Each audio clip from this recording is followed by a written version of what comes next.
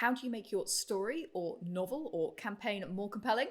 Conflict, of course! But if you're sick of 1d4 wolves or fighting yet more mooks, here's 5 ideas for creating interesting conflict that will mess with your characters' heads.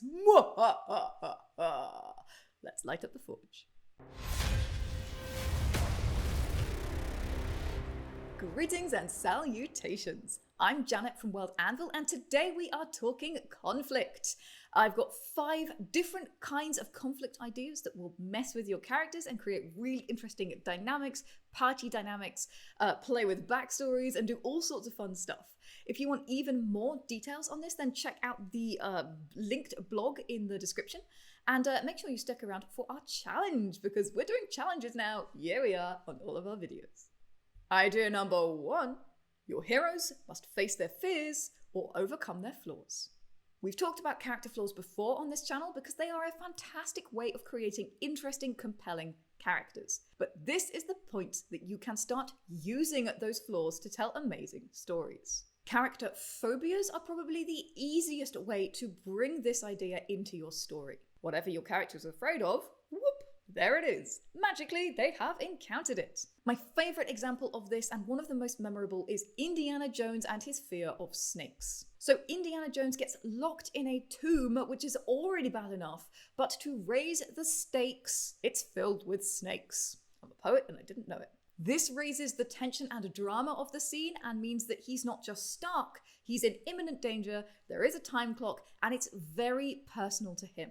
Other kinds of flaws like anger, lust, selfishness, you can find ways that your heroes have to get over these in order to get the thing, save the princess, whatever it is that is the goal of the scene or of the adventure or of the story that you are telling. If your characters are prideful, make them have to humble themselves. If your characters have anger as a flaw, use that. Make them have to keep their temper in order to get to the next stage, to get over the hurdle or whatever it takes. But here's where it gets tricky, because usually in-story characters should have penalties for succumbing to their flaws.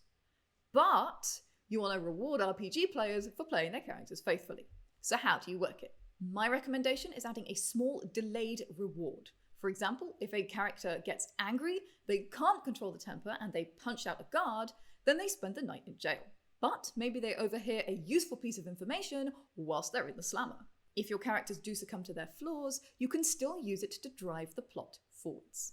Either way, tailoring circumstances to challenge the flaws and phobias of your characters is a great way to create interesting conflict. Idea number 2 for interesting conflict and encounters is to choose the lesser of 2 evils. Or secret option number 3. Putting hard decisions in front of your characters, whether they're novel characters or RPG characters, is a great way to up the ante, show character, and create super interesting conflict at the same time. Imagine this. You walk in on your sister, who's just committed a murder, and then your best friend walks through the door to arrest her. Who do you side with? You must choose a side, and neither of them are good. This can be even more dramatic as well. There's a fantastic example from the Batman movies when the Joker sets up 2 traps. One of them is a ship full of innocent people, the other is Batman's love interest. Batman has to choose. Which one is he going to go for? This is a big character development moment, and it's born out of one of these horrible choices that he has to make. Obviously, it's a complex and a difficult choice, and that moral dilemma is what makes it such great storytelling and so compelling to watch. Whether you're a GM or a writer, the trick for this one is making sure that the stakes are as clear as they possibly can be. There should be no doubt in the hero's mind what they are choosing, even if later on it turns out that it was a manipulation from the bad guy. That choice is still important for revealing and developing their character. And if all else fails, there may be a secret option number 3. This is a good way to show that your main character is more intelligent than the bad guy. They figured out a way to get past the moral decision. There are 2 circumstances where this works really well. The first, as I said, is when you want your main character to seem more intelligent than the villain. That's great for developing character, but it does water down that villain in the eyes of your audience, so be careful with that. The other circumstance where secret option number 3 works really well is if your party thinks of it. If it's intelligent, if it's cunning, and if it makes sense above all, make them do a few rolls, but why not let them win? It will make them feel more epic, it will make them feel like they deserve to be the heroes of this story, and you can always have the villain run away and be a bad guy another day. Yes, you can. If you're a GM scheming and plotting, then make sure you check out our campaign manager. That's a fantastic way to keep track of all of your plots and the PC's backstories and everything else all from a single screen, and to track everything that's going on in your campaign as well. And if you're writing cunning plots and contorted conflicts for your novels, then make sure you check out our novel writing software. You can search your world from inside your novel writing software, update things, and even create new articles as you write, organize everything, and it's got a distraction-free mode too, so you can just get those words on the page.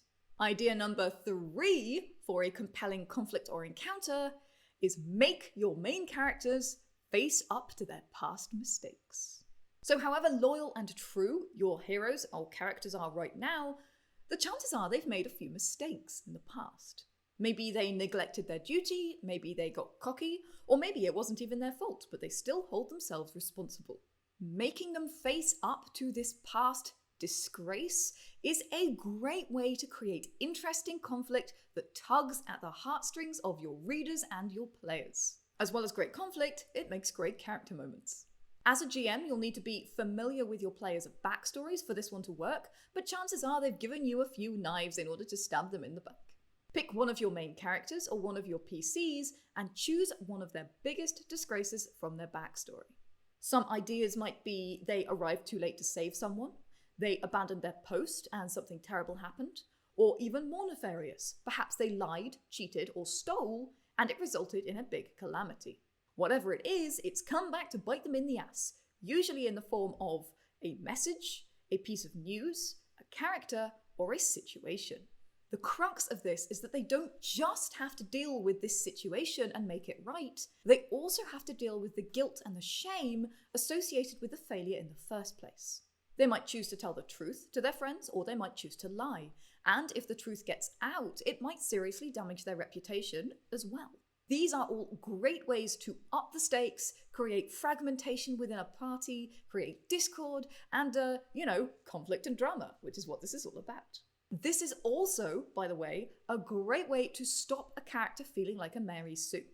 If you have a perfect paladin in your party, or you have a main character who just can't do any wrong, finding a failure from their background and bringing it into the conflict is a great way to show that they weren't always such a perfect Peter.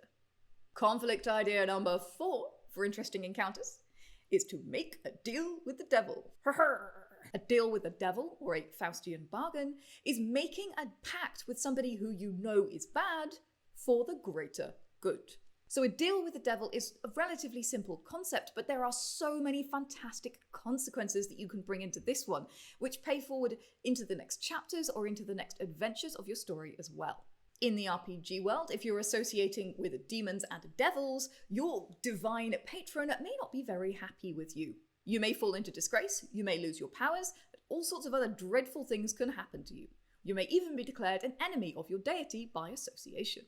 And speaking of association, if you're dealing with this big bad in a friendly way, you may lose reputation with your organization, your supporters, and anybody else that your main character needs to survive and thrive in the world. There may be a redemption arc in store, and that's always fun. And of course, there's always the possibility of either betrayal or strings attached.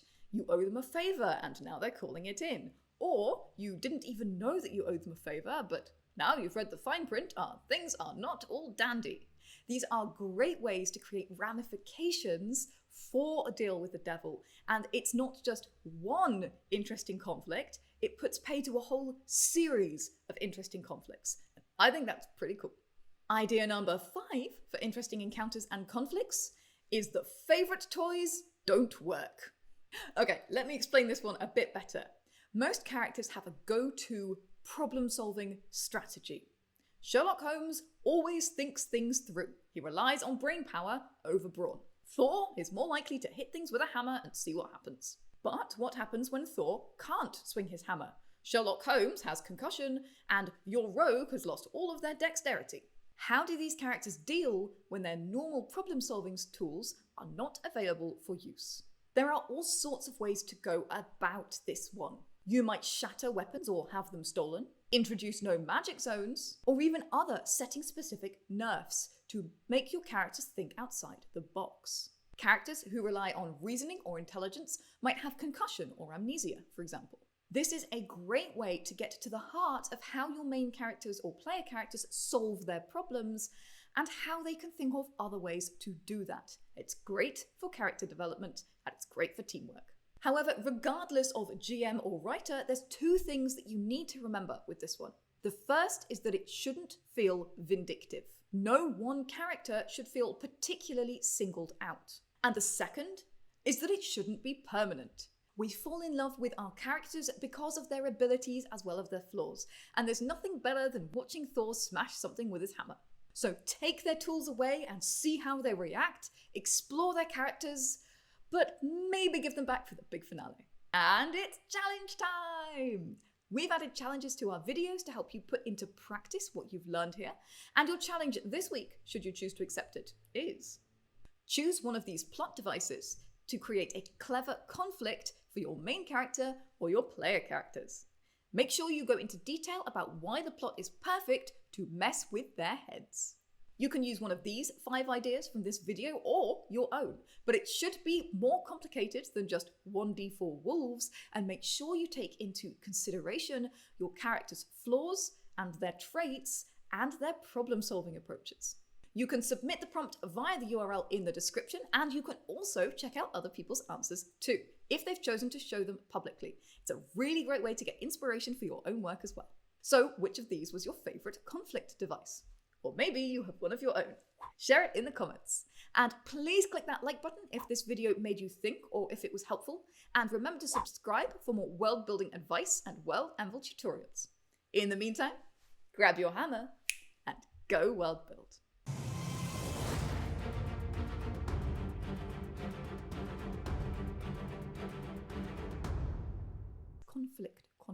Conflict. Alexa, what's a fear of snakes called? Fear of snakes is called ophidiophobia. Ophidiophobia.